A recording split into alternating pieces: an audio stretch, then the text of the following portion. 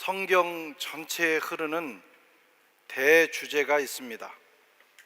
성경에 많은 이야기들이 있지만 그 전체를 관통하는 대주제는 하나님의 나라입니다.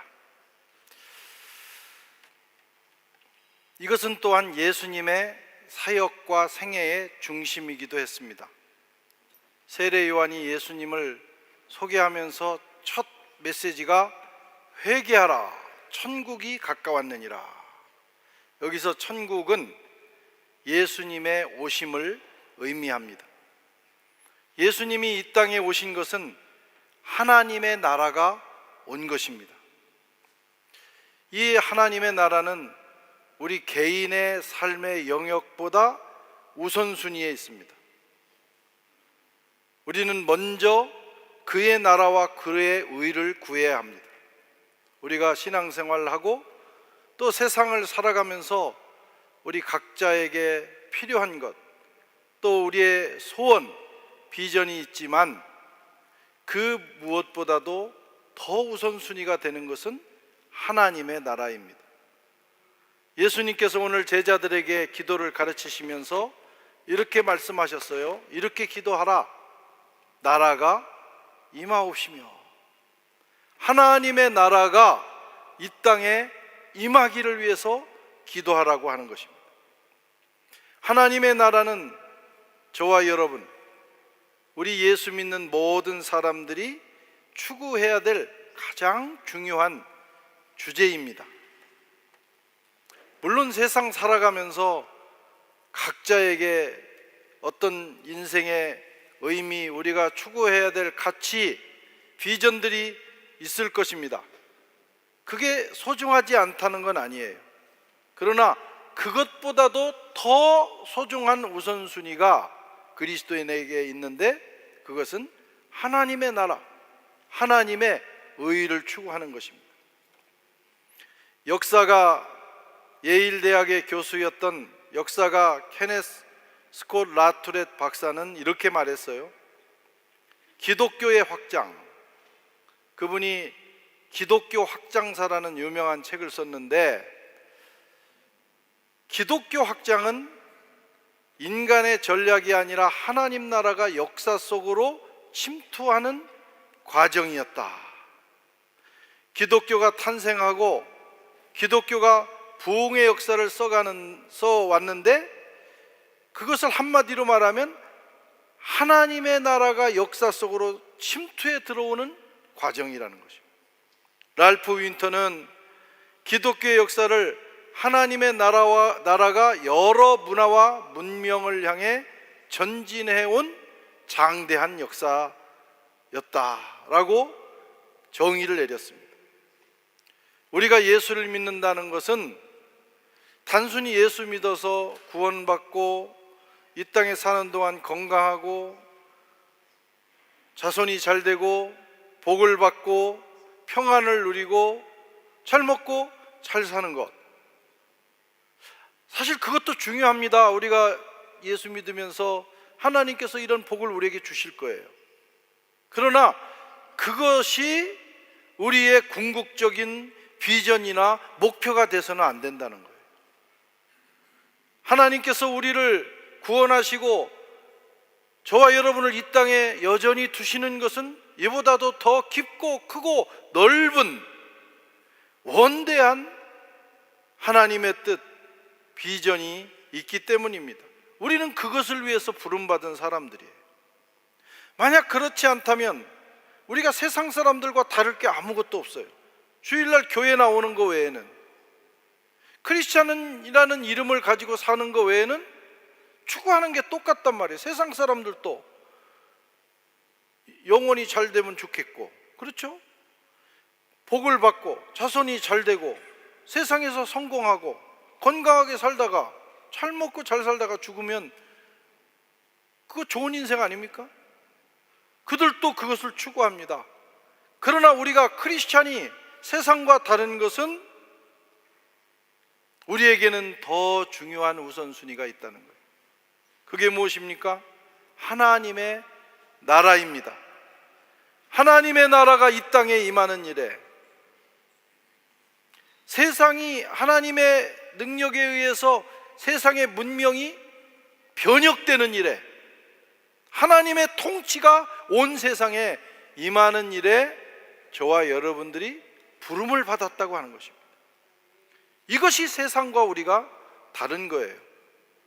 그래서 우리가 이 세상에 발을 딛고 살아가지만 늘 우리의 눈은, 우리의 그 인생의 목표는 하나님의 나라와 의에 있어야 합니다.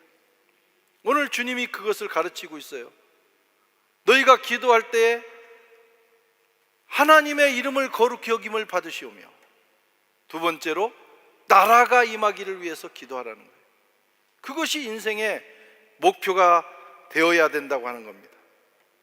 예수님은 나라에 대해서 말씀하셨어요. 하나님의 나라. 성경에는 이것을 몇 가지로 표현하는데 그 중에 하나가 천국이라는 표현을 써요. 마태복음에 보면 천국, 또 하나님의 나라, 이런 말들이 나오는데, 천국은 장소 개념이 강합니다.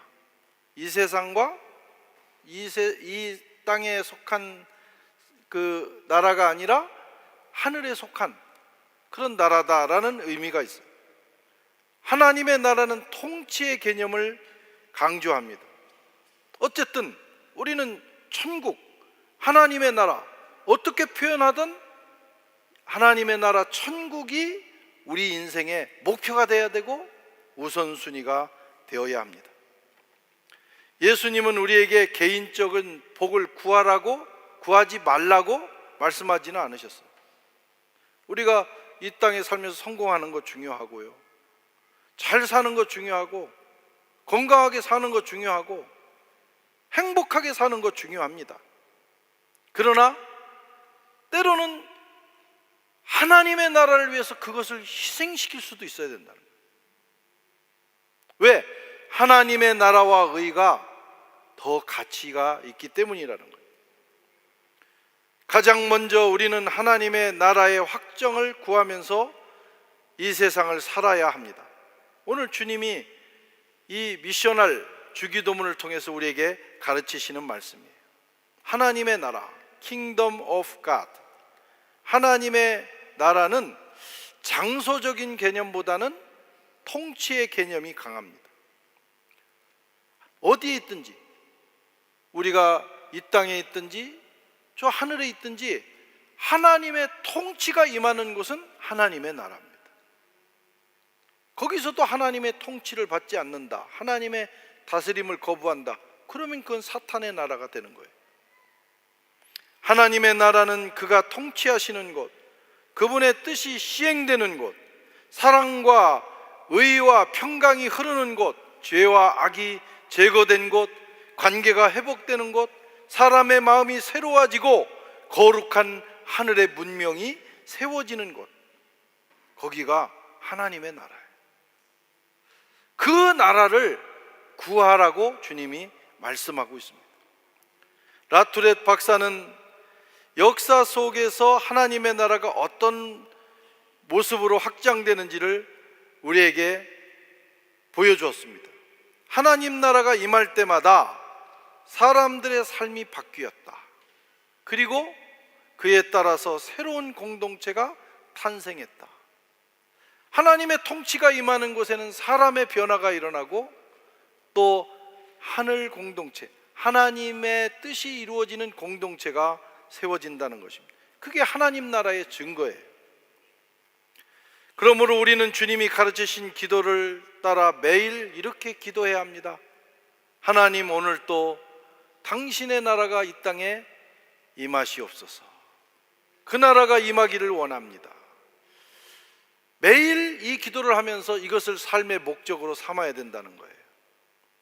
주님, 제 삶과 우리 가정에, 우리가 살고 있는 이 프랑스 땅에, 유럽과 우리가 품고 있는 아프리카 프로권에 오늘 또 주님의 통치가 임하고 주님의 통치가 확장되기를 원합니다.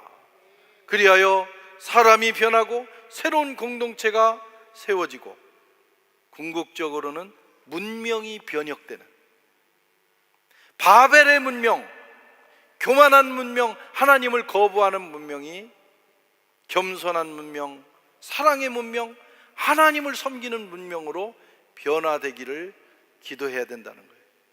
그 기도가 나라가 임하옵시며 라는 이 한마디에 들어 있습니다. 또 오늘 본문을 보면 임하옵시며 라고 했어요. 어떻게 그 나라가 이루어지는가? 인간의 힘으로 되지 않는다는 것입니다. 우리의 능력으로 되는 것이 아니라 하나님의 능력으로 이루어지는 나라, 그것이 하나님의 나라라는 거예요. 예수님 제자들에게 너희는 하나님의 나라를 세우게 우리에게 지혜와 힘을 주옵소서 이렇게 하라고 기도하라고 하지 않았어요. 하나님의 나라가 임하옵시며,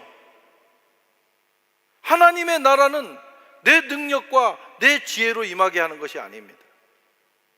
하나님의 나라는 우리가 세우는 것이 아니에요. 임하는 거예요. 주도권이 하나님께 있는 거예요. 하나님이 스스로 그 나라를 이루어 가시는 거예요.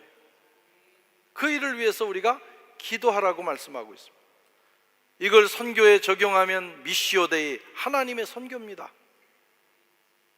하나님이 이루어 가시는 역사, 그것이 하나님의 나라고 하나님의 선교예요. 선교는 인간이 하는 일이 아닙니다. 하나님이 직접 하시는 일입니다. 하나님이 계획하시고 하나님이 개입하시고 하나님이 자신을 드러내시는 일, 그것이 선교이고, 그 선교가 이루어지는 곳에 하나님의 나라가 확장되는 것입니다. 우리는 뭐냐? 저와 여러분, 그리스도인, 그리고 교회는, 성도는 하나님께서 이루어 가시는 이 거대한 하나님 나라의 역사에 참여하는 영광을 누리는 사람들이, 우리가 주님 나라를 위해서 대단한 희생을 하는 것 같고 대단한 헌신을 하는 것 같지만 그것은 우리의 착각입니다. 우리가 그렇게 하지 않아도 하나님은 그의 뜻을 이루어 가십니다. 다만 저와 여러분들을 부르셔서 하나님이 만세전부터 계획하시고 지금 밀고 나가시는 하나님 나라의 그 거룩한 역사에 우리를 부르시는 거예요. 참여하라고 하는 거예요. 그냥 쉽게 말하면 하나님이 하시는 일에 그냥 숟가락 얹으라는 거예요. 그게 선교고, 그게 봉사고, 그게 헌신입니다. 그래서 헌신은 부담스러운 것이 아닙니다. 헌신과 선교는 기쁜 것이고 영광스러운 것이고 나를 불러주셔서 감사한 일이에요. 기독교 역사는 여러분, 인간의 계획이 아니라 하나님의 거룩한 능력으로 확장되었습니다. 우리는 주의 일을 하다가 종종 그런 생각을 해요. 내가 안 하면 하나님 손해시지. 그거 굉장한 착각입니다. 1세기가 옛날에 19세기, 20세기에 부지런히 선교하다가 요즘 선교 안 합니다. 우리 1세기가 선교 안 하면 하나님의 선교는 안 이루어지겠지. 어림없는 소리예요. 제3세기가 주도권을 가지고 이제는 선교하고 있어요. 1세기가 포기하면 하나님은 3세기를 일으키셔서 그의 일을 하시는 거예요. 하나님은 주도적으로 그의 일을 하시고 우리는 그 일에 참여하는 영광을 얻는 것입니다. 기독교 역사는 인간의 계획이 아니라 하나님의 능력으로 확장되는 역사인 줄로 믿습니다. 하나님 나라는 제국을 넘어서 세대와 문명 전체에 영향을 미치는 하나님 주도적인 운동이다. 우린 이렇게 깨달으셔야 돼요. 그래서 날마다 기도할 때 하나님의 나라가, 하나님이 진행하시는 하나님 나라가 오늘 임하는 것을 내가 보고 싶습니다. 그 일이 오늘 우리의 삶의 현장에서 이루어지게 하여 주옵소서. 이렇게 기도하라고 주님이 말씀하셨어요. 그리고 주의 일을 감당하면서, 선교하면서, 헌신하면서 부담을 느끼지 마시고 그것이 얼마나 큰 영광이고 기쁨인가를 깨달아야 합니다. 또 하나님 나라가 임할 때 생기는 변화들이 있습니다. 3가지 변화가 나타나요. 첫째는 사람이 변합니다. 개인의 변화. 하나님 나라가 임하면 사람이 변한다니까. 절대로 변할 것 같지 않는 사람들. 그래서 그런 사람들을 우리는 짐승 같은 사람이라고 해요. 어떻게 저런 사람의 얼굴을 하고 어떻게 저렇게 사나? 그걸 인간이라고 그래. 인간아 그러잖아요. 야 인간아 그러면 인간 같지 않은 인간도 하나님의 은혜가 임하면 변합니다. 그래서 뭐가 되냐? 사람이 돼. 사람이 돼. 이게 인간과 사람은 같은 말인데 우리나라 뉘앙스를 얘기하는 거예요. 인간아 그러면 야, 이 사람이 덜 됐다. 그러면 사람 그러면 조금 더 존중하는 그 감을 담아서 말씀드리는 거예요. 사람의 힘으로는 변화시킬 수 없는 존재지만 하나님의 성령이 임하고 하나님의 통치가 임하면 인간이 바뀝니다. 저도 그렇고 여러분도 마찬가지예요. 만약에 저와 여러분이 그동안 하나님의 통치와 다스림을 받지 않았다면 지금 이 얼굴 이 모습을 하고 있을까? 아닐 겁니다. 흉악한 막 얼굴을 하고 있을 수도 있어요. 하나님 나라에서 일어나는 놀라운 역사입니다. 죄와 사망, 권세 그 사슬에서 벗어나는 일이 일어나요. 그리고 거룩한 삶을 추구하게 됩니다. 복음은 인간을 완전히 바꾸는 능력입니다. 아멘. 그래서 우리는 사람을 볼 때 저도 목회를 하고 이제 사람을 대하다 보면 실망을 할 때가 참 많아요. 어떻게 인간이 그럴 수 있나 그런 생각을 해서 인간에 대한 회의가 올 때가 종종 있어요.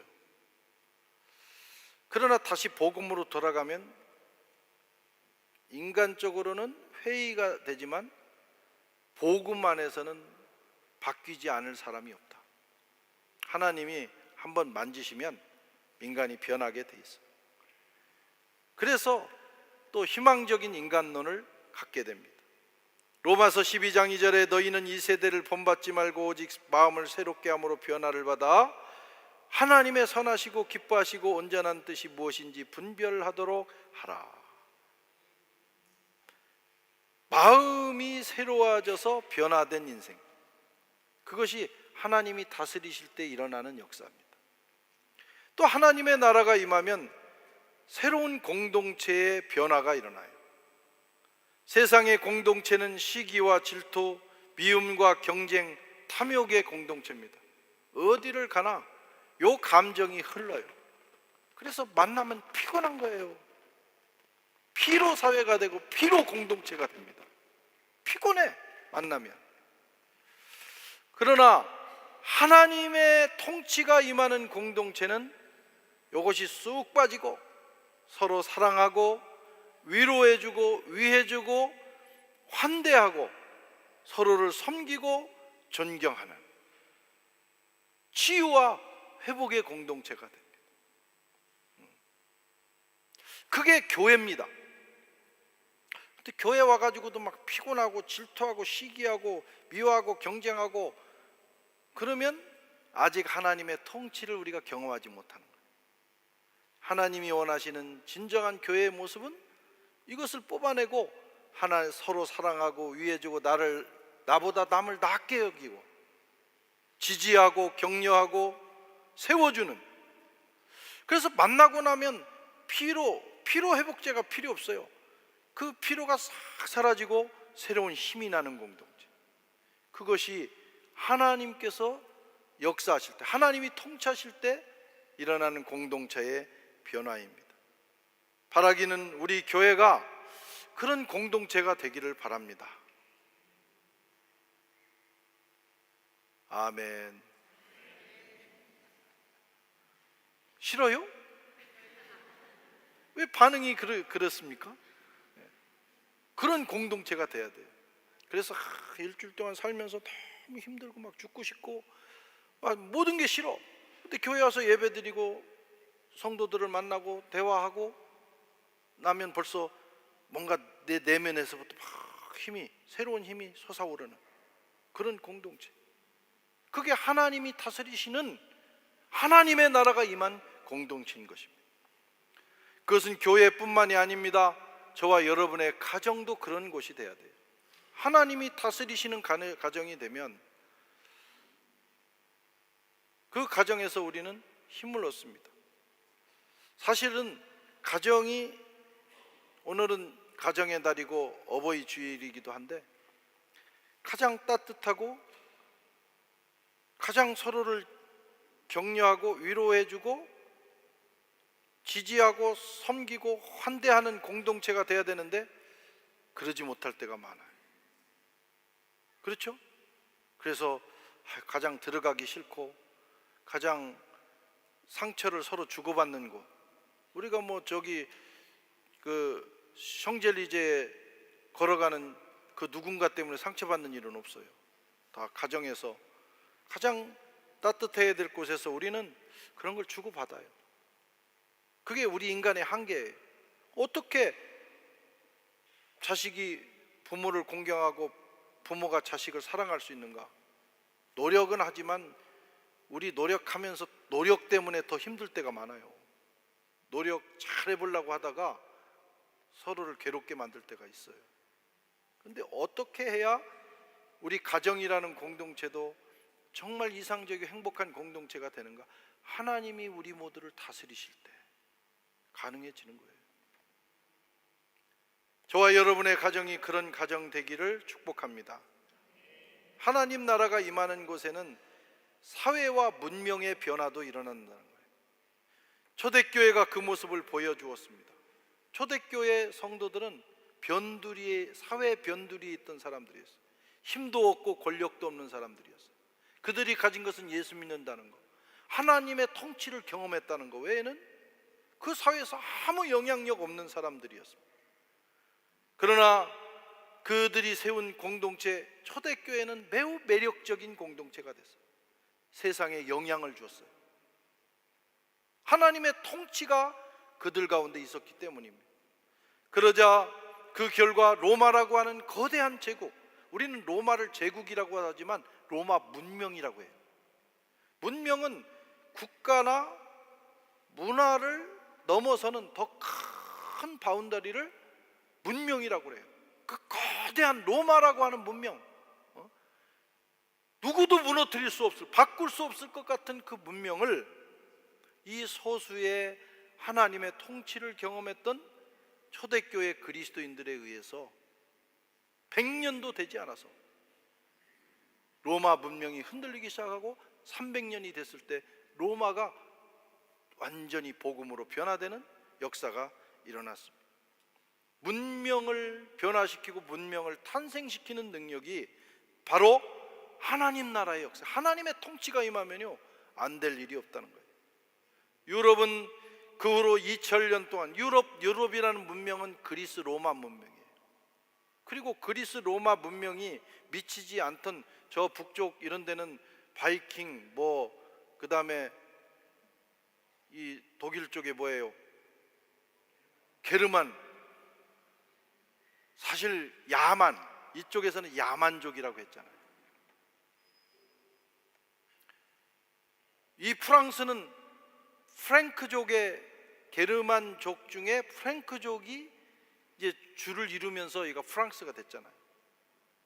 지금은 굉장히 우아한 프랑스, 그러면 언어도 탁 들어보면 독일은 톡톡 끊어진다면 여기는 콧소리 나면서 굉장히 우아한 언어를 쓰고, 제 기차를 타고 다녀보면 다른 나라 갔다가 프랑스로 딱 들어오면 프랑스어를 안내 방송이 나오면 마음이 편안하면서 굉장히 부드러운 그런 곳이지만, 사실 종족으로 따져 올라가서 프랭크족들은 야만족들이었어요.